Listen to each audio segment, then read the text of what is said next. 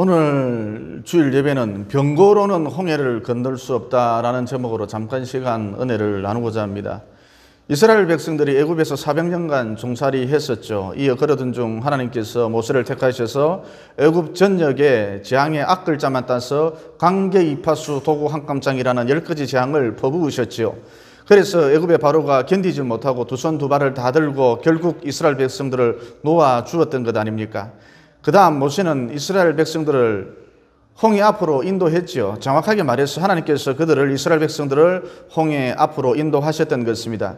그러자 무려 200만 명이나 되는 노동력을 한꺼번에 잃어버린 바로가, 애굽의 바로가 병거를 총동원하여서, 병거란 오늘날로 치면 탱크를 말하거든요. 병거를 총동원하여서 맹렬한 기세로 이스라엘 백성들을 추격했던 것이죠. 그래서 출애굽기 14장 7절에 보면 이런 말씀이 나오죠. 선별된 병거 600대와 애굽의 모든 병거를 총동원하니 지휘관들이, 애굽의 지휘관들이 다 거느렸더라. 상황이 이렇게 되자, 상황이 이렇게 급박하게 돌아가자 이스라엘 백성들은 큰 두려움과 공포감에 휩싸였거든요. 그래서 이스라엘 백성들은 출애굽했다는 것에 대해서 땅을 치면서 후회하고 모세를 향하여서 원망하기를, 성토하기를, 차라리 우리가 애굽 사람을 섬겼더라면 이 광야에서 죽지 않았을 것이다, 그랬다는 것입니다.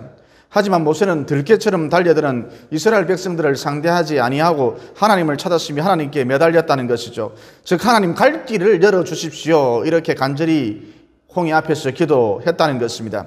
그래서 하나님께서 다음과 같이 응답을 해주셨지요. 모세야, 지팡이를 들고 손을 바다 위로 내밀어 그것이 갈라지게 하라. 이스라엘 자손이 바다 가운데서 마른 땅으로 행하리라. 이어 그때 기적이 일어났습니다. 신비한 사건이 벌어진 것이죠. 즉 지금까지는 천사들이 이스라엘 행렬의 선두에 서서, 앞에 서서 구름 기둥과 더불어 이스라엘 백성들을 인도했었는데, 모세가 기도를 드리고 나니까 천사들과 구름 기둥이 이스라엘의 행렬 뒤로 가서 이스라엘 백성들과 애굽 사이에 섰다는 것입니다. 이 장면이 19절부터 20절에 나오거든요. 그 부분을 제가 대신 읽어드리도록 하겠습니다. 이스라엘 진 앞에 가던 하나님의 사자가 그들 뒤로 옮겨가매 구름 기둥도 앞에서 그 뒤로 옮겨 애굽 진과 이스라엘 진 사이에 이르렀으니 저쪽에는 구름과 흑암이 있고 이쪽에는 밤이 밝음으로 밤새도록 저쪽이 이쪽에 가까이 못하였더라. 이어 모세가 하나님의 명령대로 손을 바다 위로 내밀었죠. 물론 손에는 지팡이가 들려져 있었습니다. 그러자 어떤 일이 벌어졌느냐, 밤새도록 동풍이 세차게 불더니 급기야 바다가 갈라져서 마른 땅이 되었다는 것입니다. 또 마른 땅 좌우편에는 물백이 생기기도 했었지요. 그래서 이스라엘 백성들은 바다 사이로 난 마른 길을 통해서, 마른 땅을 통해서 홍해를 건너기 시작했다는 것입니다.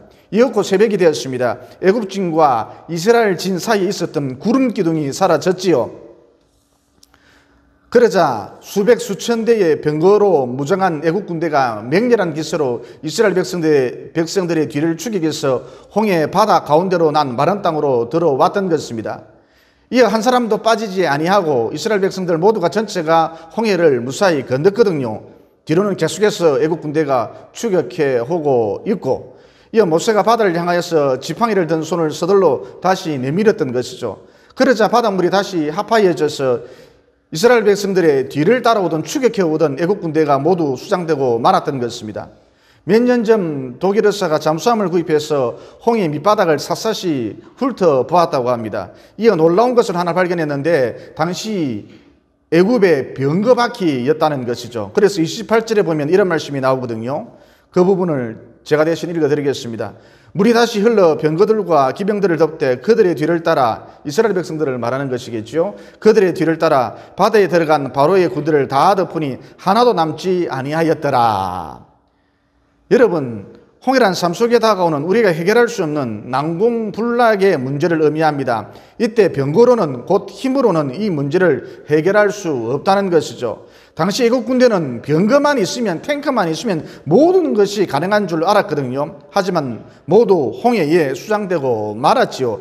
이와 같이 병거로는 홍해를 건널 수 없습니다. 병거로는 삶 속에 다가온 난공불락의 문제를 해결할 수 없다는 것이죠.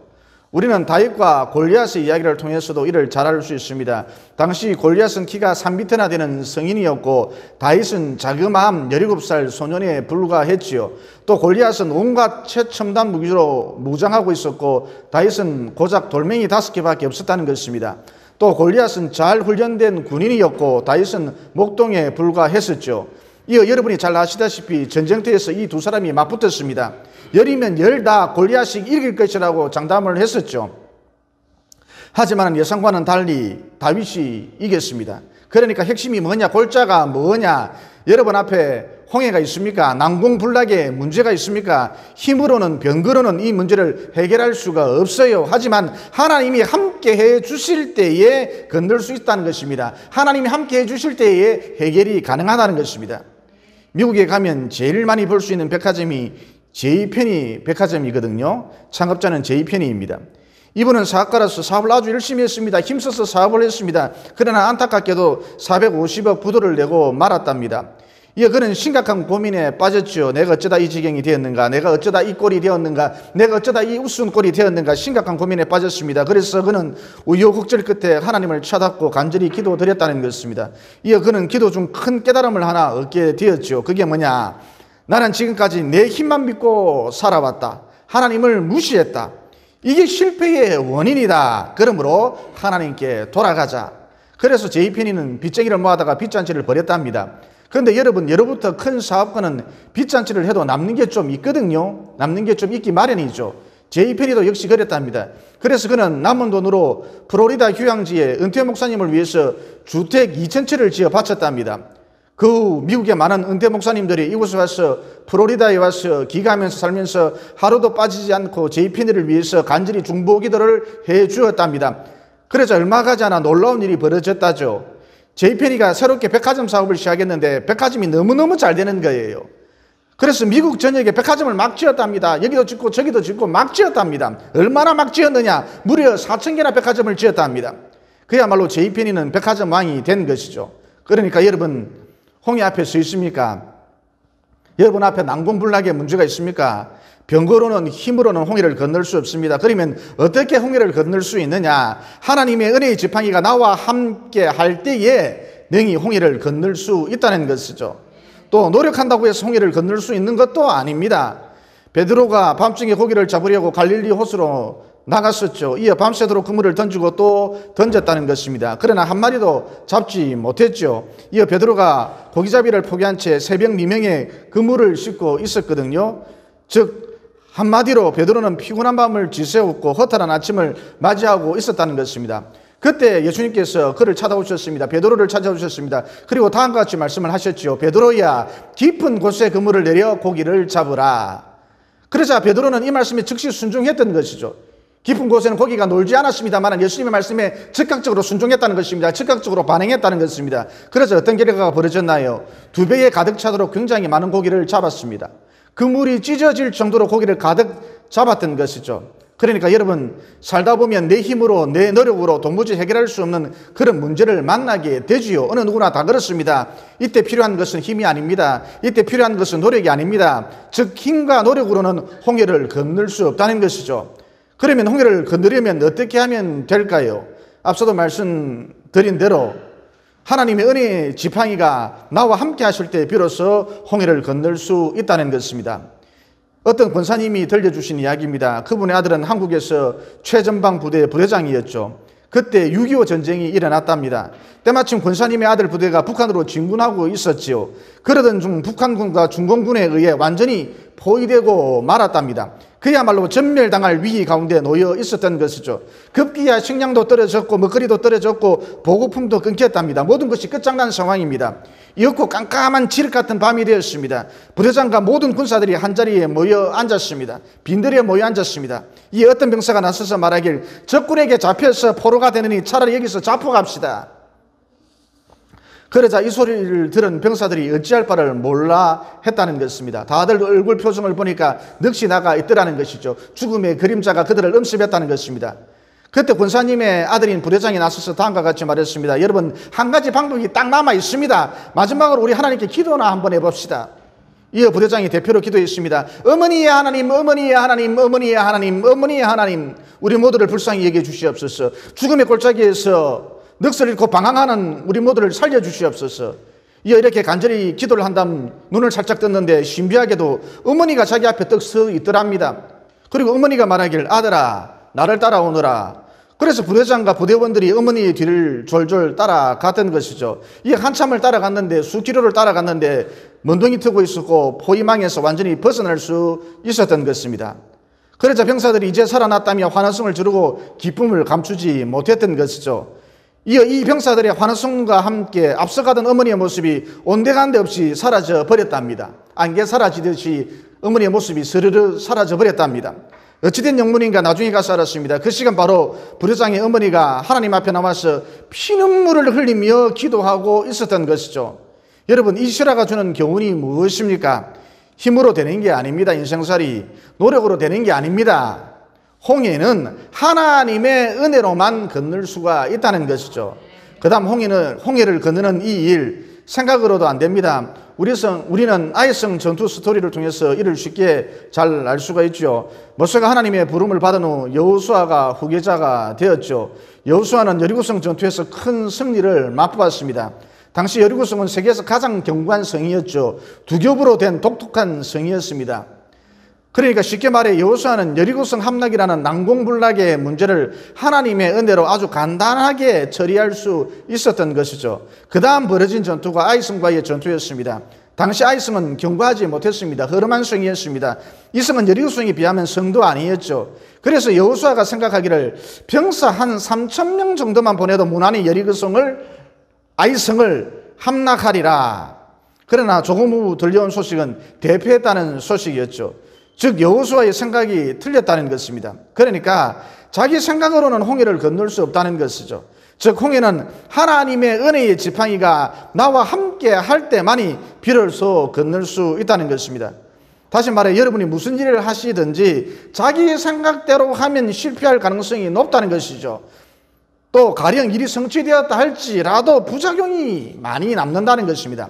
그러나 하나님의 인도를 받으면 하나님의 은혜의 지팡이가 나와 함께하면 실패하지 않습니다. 인생살이 실패하지 않습니다. 또 무엇보다 아무런 부작용 없이 깔끔하게 일이 처리된다는 것이죠.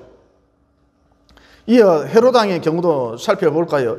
여러분이 잘 아시다시피 우리 예수님은 베들레헴에서 탄생하셨습니다. 그때 동방박사들이 신비한 별을 보고 신비한 별을 따라 베들레헴까지 왔었죠. 이어 헤롯 왕이 동방박사들을 불러 다음과 같이 질문을 했습니다. 유대인의 왕으로 나시니가 도대체 어디에서 어느 마을에서 어느 도시에서 탄생하셨는가 이실죽고 해보거라. 나도 가서 경배하리라. 그를 섬기리라. 물론 다 거짓말입니다. 어쨌든 동방박사들은 이미 하나님께서 일러준 대로 분명한 대답을 헤롯 왕에게 해주지 않았었죠. 그러니까 헤롯 왕은 자기가 유대인의 왕인데, 명실공히 자기가 유대인의 왕인데 유대인의 왕이 태어났다는 말을 듣고 이 소문을 듣고 내심 불안했던 것이고 초조했던 것입니다. 그래서 급기야 그가 생각하기를, 헤롯 왕이 생각하기를 2살 이하의 어린 아기들을 모두 죽여버리면 예수님도 죽일 수 있겠구나, 이렇게 생각을 하고 이스라엘 전역에 유아 살해 명령을 내렸던 것이죠. 하지만 이미 예수님께서 피난 가신 후였습니다. 예수님은 베들레헴이 없습니다. 예수님은 이스라엘에 없습니다. 애굽으로 가셨습니다. 그러니까 무슨 얘기냐? 내 생각으로는 안 된다는 것입니다. 인생살이 내 생각으로는 어림도 없다는 것이죠. 그러니까 홍해를 건너는 이 일, 힘으로도 노력으로도 내 생각으로도 안 된다는 것입니다. 앞서 밝힌 대로 오직 하나님의 은혜의 지팡이가 나와 함께 할 때만이 홍해를 건널 수 있다는 것이죠. 그 다음 홍해를 건너는 이 일, 치밀한 계획으로도 안 된다는 것입니다. 그러니까 아무리 인간적으로 치밀하게 빈틈없이 계획을 세워놓는다 할지라도 하나님이 함께 하시지 않으면 결국은 다 무너진다는 것입니다. 구약 성경에 보면 툭하면 블레셋이 이스라엘로 쳐들어와서 이스라엘 백성들을 못살게 굴었지요. 그리고 전쟁을 할 때마다 어찌된 영문인지 블레셋이 매번 승리를 했었거든요. 그래서 엘리 제사장의 아들인 홈니와 비느하스가 법궤를 가지고 가서 전쟁을 하면, 하나님의 법궤를 가지고 나가서 전쟁을 하면 혹여나 승리할 수도 있으리라, 이스라엘이 이길 수도 있으리라, 이렇게 생각을 하고 법궤를 가지고 나가서 블레셋과 전쟁을 벌였다는 것입니다. 그런데 어떻게 되었습니까? 그만 블레셋에게 법궤를 빼앗기고 말았지요. 이어 법궤를 빼앗은 블레셋은 자기 진영의 아스돗 다곤 신장에 이 법궤를, 이스라엘의 법궤를, 하나님의 법궤를 갖다 두었던 것입니다. 그런데 이튿날 블레셋 사람들이 다곤 신당에 가보니까 다곤 신상이 이스라엘의 법궤 앞에 코를 대고 엎드려져 있었다는 것입니다. 그래서 다곤신을 섬기는 제사장들이 이게 도대체 어찌된 영문인가 깜짝 놀라면서 서둘러 다곤 신상을 바로 세워 놓았던 것이죠. 그러는데 그 다음날 다시 가보니까 다곤 신상이 더욱 비참한 모습을, 처참한 모습을 하고 있었다는 것이죠. 즉 머리와 손목이 잘려져 나가고 다곤 신상의 몸뚱아리만 덩그러니 남겨져 있었다는 것입니다. 게다가 유행병 때문에, 독종 재앙 때문에 당시 아스돗에 살고 있었던 수많은 블레셋 사람들이 죽었다는 것이죠. 집집마다 시체의 냄새가 났다는 것입니다. 그래서 이 사람들이, 아스돗의 블레셋 사람들이 아우성을 쳤습니다. 이렇게 유행병이 만연한 것은, 이렇게 독종재앙이 만연한 것은 저 이스라엘의 법궤 때문이다. 하나님의 법궤 때문이다. 당장 다른 곳으로 옮겨야 한다. 옮기자. 서둘러서 옮기자. 이게 결국 어떻게 되느냐. 아스돗에 있었던 이스라엘의 법궤를 가드라는 곳으로 옮겼다는 것이죠. 그러자 가드라는 곳에서도 삽시간에 독종재앙이 퍼졌다는 것이죠. 아스돗보다도 형편이 더 안 좋았습니다. 오늘날로 치면 대유행, 곧 팬데믹이 벌어진 것입니다. 이 법궤를 이번에는 블레셋의 에그론으로 옮겼거든요. 그러자 에그론 사람들이 벌떼처럼 일어나서 왜 이스라엘의 신을 우리에게로 보내서 우리까지도 죽게 만드느냐, 우리까지도 유행병에 걸려서 죽게 만드느냐 난리가 났던 것이죠. 그래서 급기야 블레셋의 지도자들이 한데 모여서 의논을 했습니다. 의논 결과 90%가 이스라엘의 법궤 때문에 우리가 이런 끔찍한 고통을 당하고 있으니까 이스라엘 나라로 하여금 저 법궤를 얼른 도로 가져가도록 하자. 하지만 어느 곳에나 반대자가 있기 마련이죠. 즉 10%가 극렬하게 이를 반대했다는 것입니다. 반대자들은 대부분 다곤신을 섬기는 제사장들이었죠. 이어 반대자들이 말하길, 다곤신을 섬기는 제사장들이 말하길, 이스라엘의 법궤가 가는 곳보다 유행병이 만연하게 된 것은, 독종재앙이 만연하게 된 것은, 팬데믹이 일어나게 된 것은 그저 우연일 뿐이다. 또 다곤 신상의 팔다리가 잘려나간 채 몸뚱아리만 덩그러니 남은 것도 신기한 일이긴 한데, 있을 수 없는 일이긴 한데 이것도 역시 우연일 뿐이다. 이런 식으로 말하면서 다음과 같은 황당한 제안을 했다는 것입니다. 그 제안이 사무엘상 6장 7절로 9절에 나오거든요. 그 부분을 제가 대신 읽어드리겠습니다. 그러므로 새 수레를 하나 만들고 멍에를 메어보지 아니한 젖나는 소 2마리를 끌어다가 소에 수레를 메우고 그 송아지를 떼어 집으로 돌려보내고 여호와의 궤를 가져다가 수레에 싣고 속건제로 드릴 금으로 만든 물건들은 상자에 담아 궤 곁에 두고 그것을 보내어 가게 하고, 보고 있다가 만일 궤가 그 본 지역으로 올라가서 베세메스로 가면 이 큰 재앙은 그가 우리에게 내린 것이요, 그렇지 아니하면 우리를 친 것이 그의 손이 아니요 우연히 당한 것인 줄 알리라. 그러니까 다곤신을 섬기는 제사장들이 왜 이런 황당한 제안을 했느냐, 다곤신을 섬기는 제사장들이 그러면 왜 이런 황당한 제안을 했느냐, 재앙의 원인이 하나님의 법궤 때문이라면 다곤신은 무능한 신이 되는 것이거든요. 즉 다곤신은 한낱 아무것도 할 수 없는 돌부처에 불과하다는 것입니다. 돌아앉지도 못하는 돌부처에 불과하다는 것입니다. 그래서 다곤신을 섬기는 제사장들이 독종재앙은 우연히 일어난 것이다, 팬데믹은 우연히 일어난 것이다, 계속 이런 식의 주장을 펼치면서 황당한 제안을 내어놓았던 것이죠. 즉 어떻게 해서든지 암소가 이스라엘의 베세메스로 가지 못하도록 자신들의 지혜를 총동원했던 것입니다. 여러분, 이 작전은 완벽한 작전입니다. 물 셀 듯 없는 완벽한 작전입니다. 치밀한 계획이었죠. 구체적으로 하나씩 살펴볼까요? 여러분, 먼 길을 가는 데 있어서는 새 신보다는 질이 든 신발이 좋거든요. 마찬가지로 먼 길을 가는 데 있어서는 새 수레보다는 질이 든 수레가 훨씬 더 좋다는 것입니다. 그런데 굳이 다곤신을 섬기는 제사장들이 일부러 새 것을 만들자, 새 수레를 만들자 그랬죠. 또 한 번도 멍에를 메어보지 못한 소를 준비하자 그랬다는 것입니다. 여러분, 소가 처음으로 멍에를 매게 되면 그 고통으로 인해서 앞으로 전진할 수가 없거든요. 이 역시 다곤신을 섬기는 제사장들이 일부러 이렇게 했다는 것이죠. 또 힘 좋은 황소로 하여금 수레를 끌도록 하는 것, 이게 일반적인 상식인데 힘없는 암소로 하여금 수레를 끌도록 하자 그랬다는 것입니다. 이 역시 다곤신을 섬기는 제사장들이 일부러 이렇게 한 것이죠.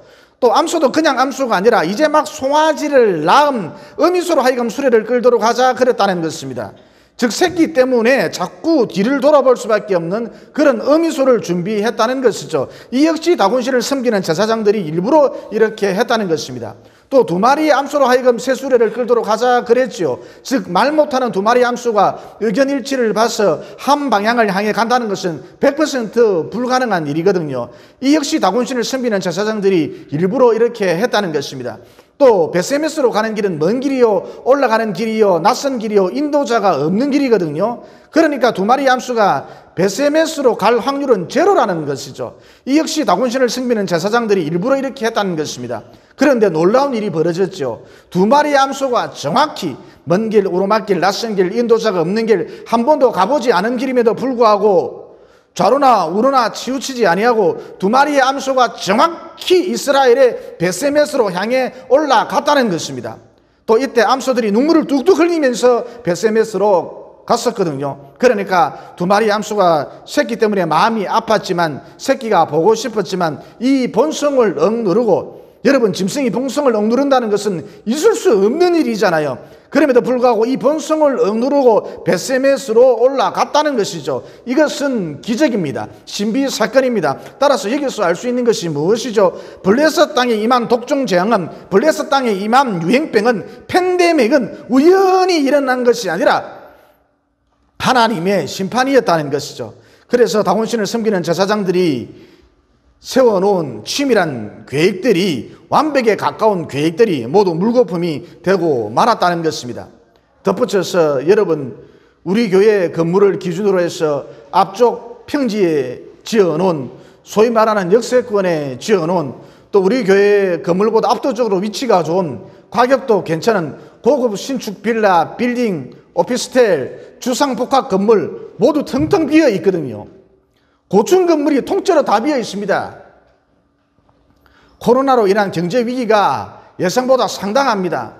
그런데 우리 교회 건물은 빈집이 없어요. 꽉 다 찼다는 것입니다. 지금 부동산 중개사들이 어떻게 이런 일이, 세상에 이런 일이, 그러면서 깜짝 놀라고 있습니다. 여러분, 이 일이 우연일까요? 다곤신을 섬기는 제사장들이 말했던 것처럼 우연일까요? 결코 우연이 아닙니다. 홍해를 가신 하나님의 은혜가 우리와 함께하고 있다는 증거인 것이죠. 또 학교에서 보면 나무를 가져다가 내 집을 건축하라, 내가 영광을 받고 기뻐하리라 그러셨거든요. 그래서 앞으로 우리 교회를 중심하여서 이 지역은 토지 가격이 상승할 것이고 이 일대가 자꾸 개발될 것이고 좋아질 것입니다. 왜냐? 우리가 하나님이 기뻐하시는 일을 했고 계속해서 하나님께 영광을 돌리고 있기 때문입니다. 말씀을 정리하겠습니다. 힘으로도 노력으로도 생각으로도 치밀한 계획으로도 홍해를 건널 수가 없습니다. 오직 하나님이 함께 하시는 지팡이로만 홍해를 건널 수 있다는 것이죠. 그러므로 남은 여생을 살아가실 때에 홍해 같은 문제 앞에서 두려움을 떨지 마시고, 또 모든 방법을 총동원했지만 아무런 소용이 없었다 그러면서 좌절하지 마시고 낙심하지 마시고 묵묵히 하나님만 바라보시고 하늘을 바라보시고 신앙생활 잘 하셔서 마침내 홍해가 갈라지는 승리의 그날 보게 되시기를 예수님 이름으로 진심으로 축원을 드립니다. 기도드리겠습니다.